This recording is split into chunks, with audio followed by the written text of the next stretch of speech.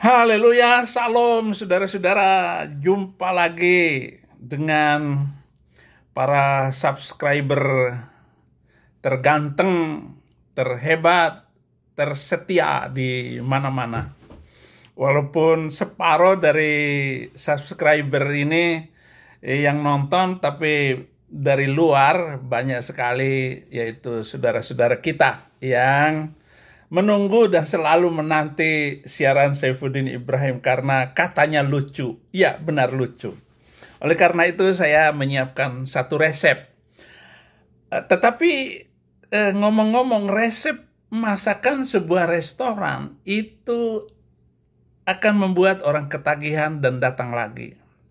Dan resep itulah yang mau saya ceritakan kenapa saya tetap ikut Yesus Kristus sebagai Tuhan dan Juru Selamat. Karena Yesus itu maha pembuat resep masakan paling enak dari agama-agama manapun.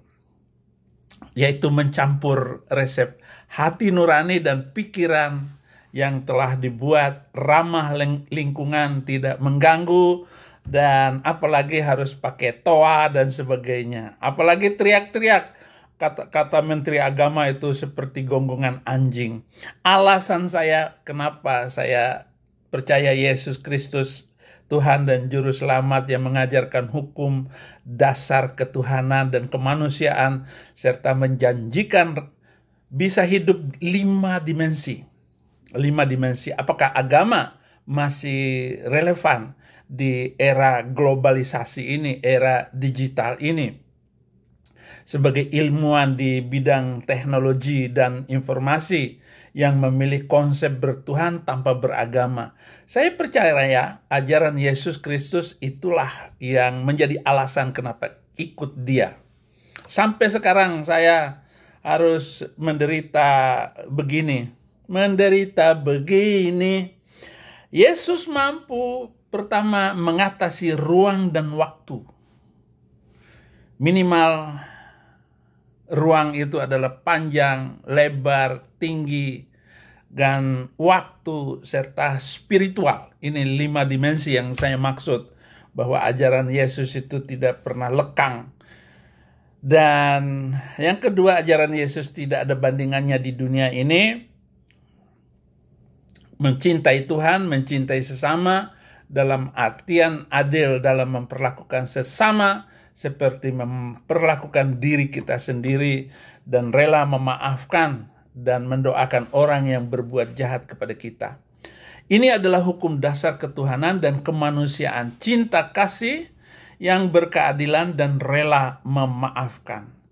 Memang dalam perjanjian lama banyak sekali ayat-ayat yang kejam, tetapi Yesus telah menyelesaikan dengan satu hukum, yaitu hukum kasih.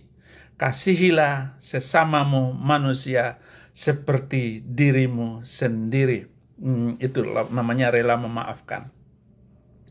Yang ketiga, Yesus mampu mengalahkan kematian dan sekaligus berjanji kepada saya untuk hidup seperti dia setelah kematian, yaitu pasti masuk surga.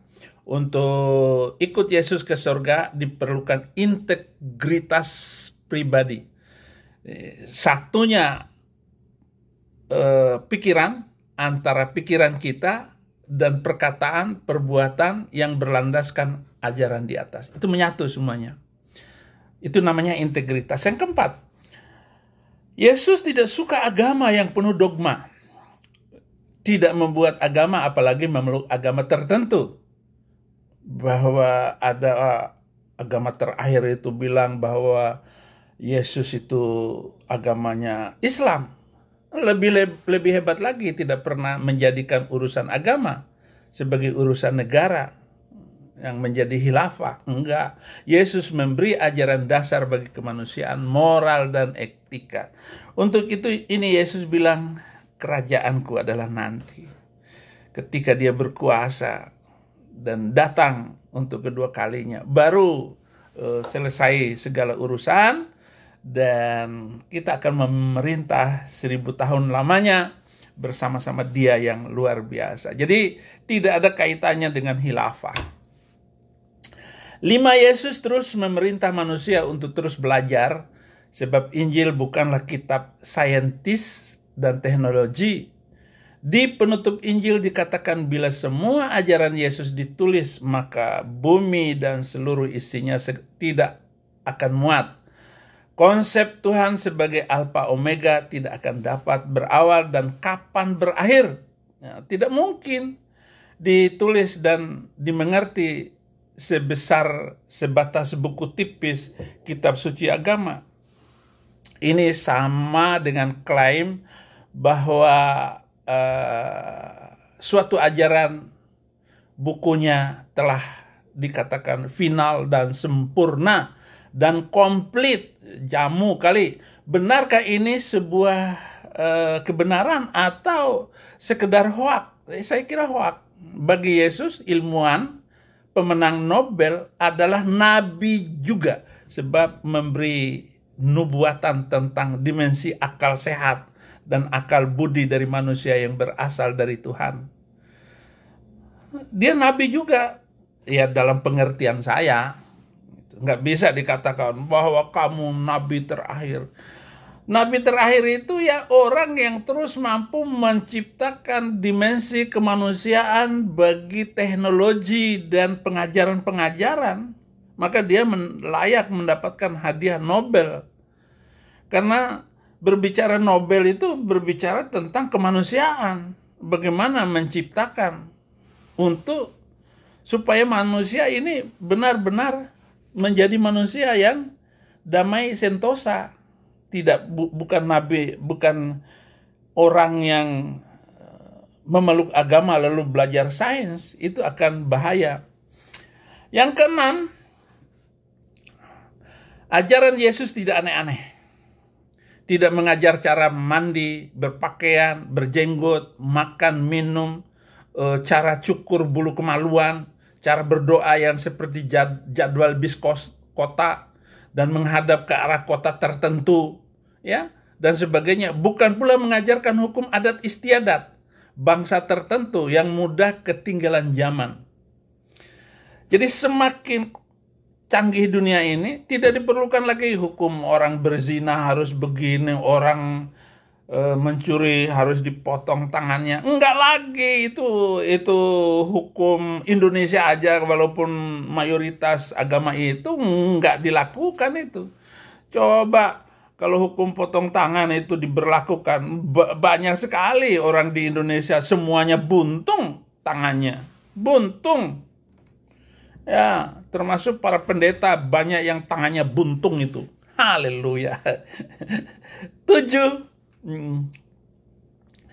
Ajaran Yesus bersifat universal, bukan bersifat nasional yang harus mengikuti budaya dan bahasa tertentu, ataupun jadi bukan suatu ajaran yang unik dan ditujukan kepada suku bangsa tertentu, bukan bangsa Yahudi, bukan bangsa Arab, bukan bangsa Dayak, bukan bahasa Jawa, bukan itu.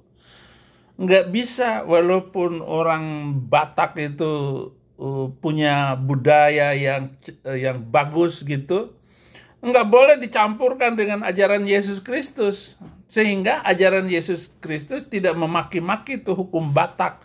Silakan hukummu, tetapi cinta tetap kepada Yesus Kristus Tuhan dan Juru Selamat. Kemudian yang kedelapan, metode pengajaran Yesus itu luar biasa, menggunakan perumpamaan, sehingga tidak ada perumpamaan yang tidak sesuai dengan zaman usang, atau perlu tanya jawab, nggak perlu ditanya atau diperdebatkan. Apa yang diperdebatkan? Karena perumpamaan itu sesuai dengan kehidupan kita kapan saja.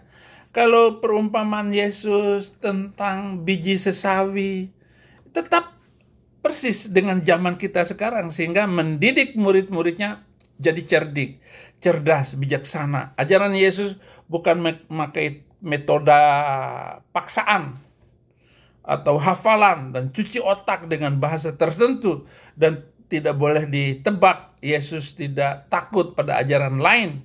Enggak takut. Wah, nggak boleh ini mayoritas Kristen, masjid nggak boleh dibangun. Bangun saja sebanyak-banyaknya di tempat-tempat Kristen. Apa sih susahnya? Nggak ada. Jadi ajaran Kristen nggak takut dengan ajaran Arab, nggak takut. Ya. Apalagi cuci otak, tidak takut pada ini. Maka tidak ada larangan untuk belajar dan mengkafirkan ajaran lain, nggak boleh. Yesus juga tidak butuh pembelaan ala organisasi mafia seperti lewat intimidasi, teror, pengucilan, pemalakan, pajak, kekerasan, bahkan pembunuhan, bahkan ada undang-undang penistaan ajaran. Itu nggak perlu orang Kristen, nggak perlu. Silakan aja kamu mau ikut ajaran apa saja. Maka Kristen di mana-mana selalu damai. Bahkan gerejanya dibakar juga, ya berdoa saja katanya. Pasti Tuhan tolong. Itulah hebatnya orang Kristen. Pasti Tuhan tolong. Sudah mau mati, ditolong Tuhan katanya. Biar hidup, tidak lama lagi hidup di sini. Tuhan sudah punya waktu bagi dia untuk bersama dengan dia. Itu alasan-alasan yang saya suka dari orang Kristen itu. Enggak apa-apa. Yesus yang kesembilan, Yesus tidak mengajarkan manusia untuk membunuh, berbohong, membedakan berdasarkan sara, suku, agama, dan ras, dan merendahkan martabat wanita sebagai objek seks gitu. Maka wanita itu boleh dipoligami, 4-1 gitu, 4 untuk satu laki-laki gitu. Jadi kalau haid yang satu, ya masih ada yang satu. Kamu haid nggak? Kalau lagi haid ya, kalau nggak lagi haid ya 4-4-nya kali dipakai gitu. Ya ada lah yang begitu. Ada teman saya di penjara dulu, anak buah saya di dalam kamar D9 di penjara Tangerang. Dia punya istri 3. Bagaimana? Saya tanya dia. Dalam penjara ya asik aja ceritanya. Wah, saya Pak Pendeta bisa ini, satu hari itu bisa pindah 3 rumah istri.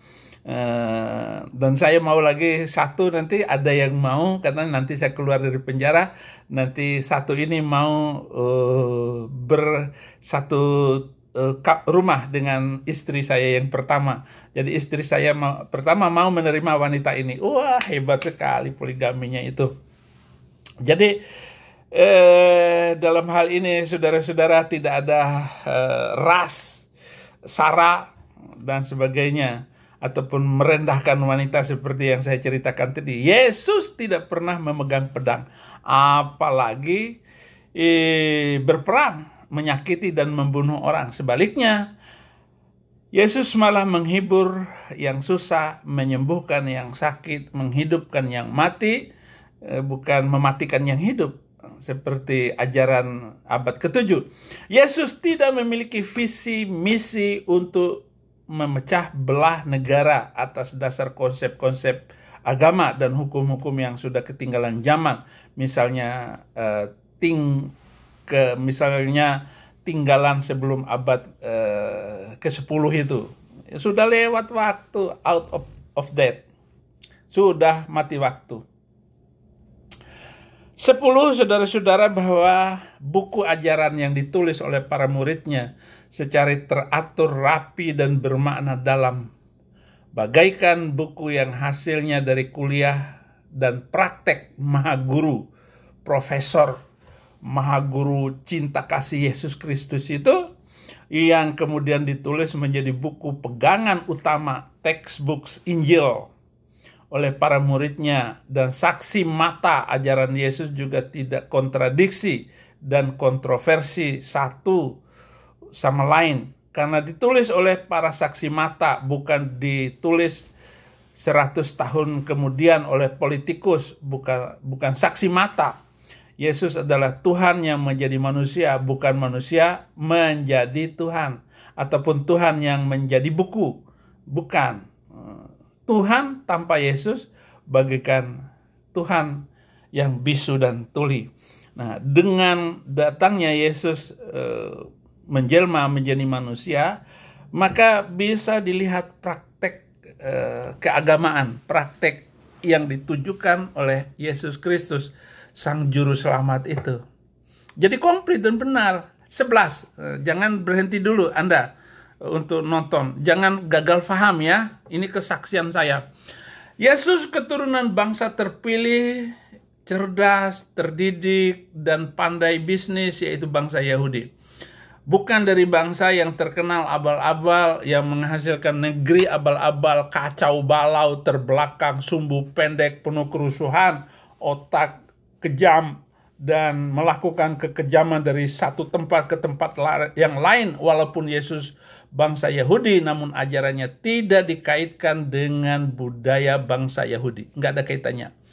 Dan karena bukan agama, maka tidak butuh ritual dan seremonial yang terkait budaya tertentu, bertele-tele, menyita waktu kerja 5 kali sehari, teriak-teriak, "Woi, apa kabar? Apa kabar?"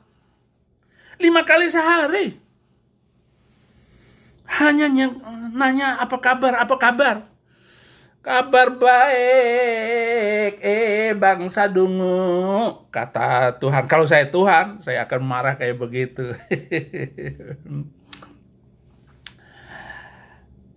12 Yesus memperingatkan manusia akan adanya serigala berbulu domba. Nah, alias nabi palsu, nabi yang dituntun oleh setan yang berpenampilan malaikat, bagaikan ayat-ayat setan, the satanic verses. Nabi ini tanpa nubuat, mujizat, saksi mata, dan bukti historis, serta tidak punya kepastian arwahnya bisa hidup di dimensi lain atau enggak. Itu nabi yang saya percaya dulu. Enggak jelas semuanya. Bagaimana begitu nabi palsu, guru palsu, tidak memiliki integritas, satunya pikiran, perkataan, dan perbuatan. Itu kalau kita lihat dalam buku-buku bekas itu, mereka banyak sekali kontradiksi. Bahkan di kitab sucinya sendiri saya temukan 1000 kontradiksi antara satu ayat dengan ayat yang lain. Nah, apa yang saya takutkan untuk membicarakan ini,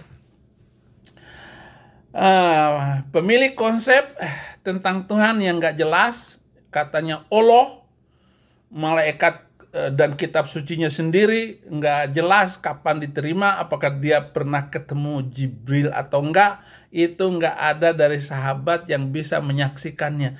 Tetapi kalau malaikat-malaikat dalam Alkitab itu antara murid dan nabinya bisa ngelihat bagaimana Abraham datang, orang menyaksikan bagaimana Musa dengan Allah, disaksikan semua. Takallamallahu Musa takalima, dan sesungguhnya Allah sudah berbicara langsung kepada Musa, ya, di Gurun Torsina dalam bahasa Arabnya.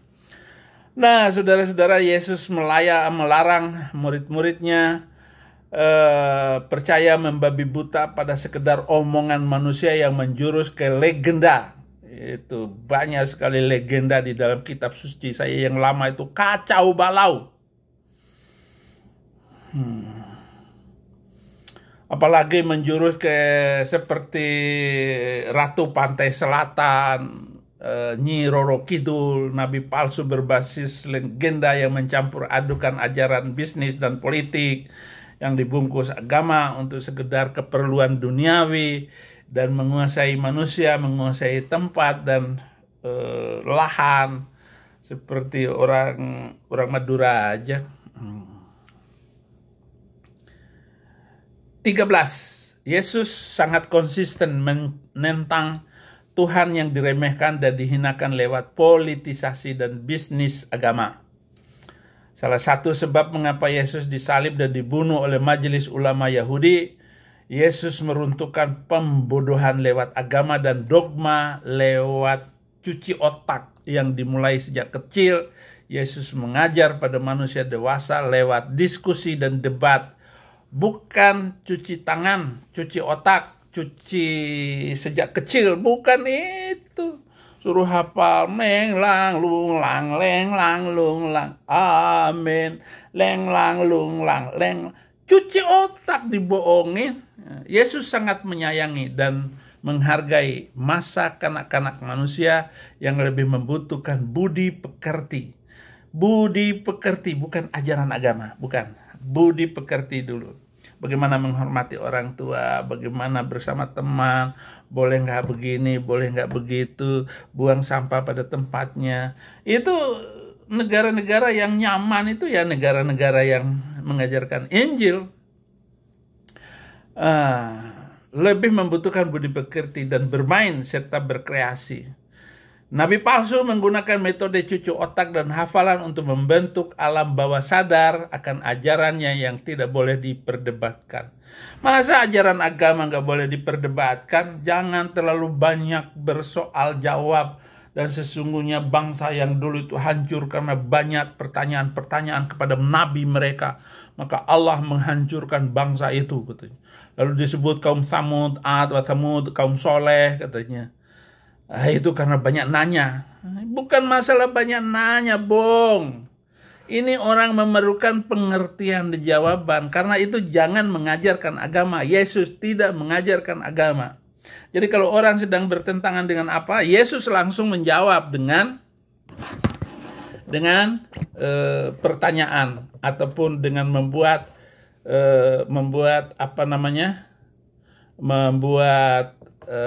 perumpamaan. Jadi begitu.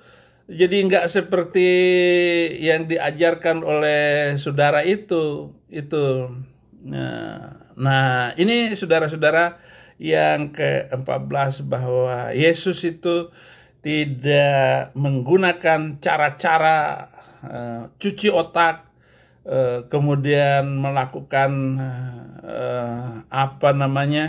membuat hal-hal yang aneh-aneh seperti itu. Yang ke-15 sekarang.